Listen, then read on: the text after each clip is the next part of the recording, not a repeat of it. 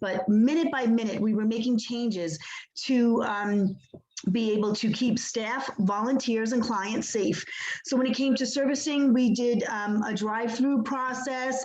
We had lots of different changes, not that people couldn't come into the office, we were still servicing clients, but we were doing things over the phone. We were giving out resources. We had to come up with a creative plan to service our homebound seniors because we couldn't get food from any of the grocery stores. We had to close down our commercial kitchen because we couldn't get volunteers there.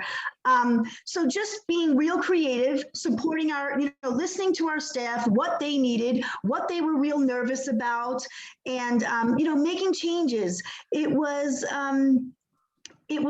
definitely a very challenging time for social services, but we managed to continue to service in our clothing bank for a while. We had senior meals go out in our food bank, but it took a lot of minds to come together and be flexible.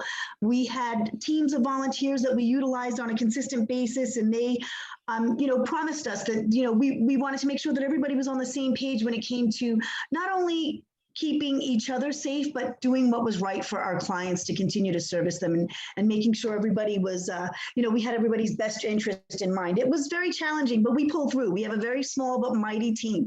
I'm very proud of them. Awesome. Thank you so much, Michelle. So for everybody, if you just want to know more about what she did, reach out to her. So once again, many times we want to do things our way, but there are different ways to still accomplish the same goal. So we have to find out the people who can actually get comfortable doing it their way and the new way. So that was one great one. Now I found someone else I'm going to go pick on right now. There's Leanne. So Leanne over at Agua Fria, but she goes, we applied for grants. We received donations to be able to remodel our building, specifically to expand our lobby and serve clients in a socially distanced manner. We maintain all services of food and showers through the entire pandemic, despite increased need and moving to drive-through services to keep people safe. We lost approximately 90% of our volunteer staff due to the pandemic. So Leanne, if you're still here, can you really just kind of talk about, what did you do? I see the word pivot and I see shift. I mean, what did you do to go from doing things your way to doing it a new way to be able to help people? We tried really hard not to panic. That was like the first thing. And we just really tried to reach out and surround ourselves with, planting the seeds ahead of time is really important because you never know when you might need to harvest. And this was a case where for the last almost 6 years, we've been planting, and then we reached out to those partners that we had already established relationships with, and they were able to step up and support us in pivoting and doing the things that we needed to be able to maintain our services. People were reaching out to us to look for ways to support during that time. So funding was actually in some ways coming to us. So we were so grateful for that. And we were pressing into new people. And for example, one of the things I mentioned in there was losing about 90% of our volunteers basically overnight. And so we right away had to start looking for, where are the other volunteers? Where are the people that can come out and can serve? And so just being willing to be flexible, be open to new ideas, try new things. They may not all work, but when they do, they're going to be big wins for you. So just being open and planning ahead by building those relationships so that you can call on those when you need them. Awesome. Thank you so much for that one. And then I'm going to pick on one more person, and I'm going to go over, as I had some people in mind, but I'm going to change it. There's Stacy, and Stacy said, think about really just doing something that's uncomfortable, because normally you have things that are donated. Stacy says, we paid a local bakery to make bread when bread donations stopped. No yeast. So purchased draft beer from the local bar to make beer bread. Helped local businesses and provided bread for our clients. New partnerships to distribute masks, birthday boxes with cake mix, frosting. Stacy, you really went well out of your normal comfort zone. So can you talk about that? What did you do? Because we just want to hear these wins. If Stacy's still here. I don't think she is, but we'll certainly pass along. Well, we'll just pass it along. So what I wanted to share with you, everybody, is, once again, we always have to kind of look back and see what our victories were. And we're going to send the sheet to show you exactly what's going on. And for the 3 people I just mentioned, what happens is we're going to give them a copy of that book I told you. It's called 52 Ways to Shine. So they can keep showing the wins and teach people how to step out of their comfort zone to just go out and continue to do amazing things and help other people grow. And then also for people who would like a copy of that book, I will sign it personally for you. I have talked to your leadership. If you look in the chat right now, I'm going to have Jeff copied and pasted since I've been popping in and out here. So if Jeff can go ahead and put that link back up, look in the chat. I'll give everybody the book for $10. I'll cover the shipping and handling for it.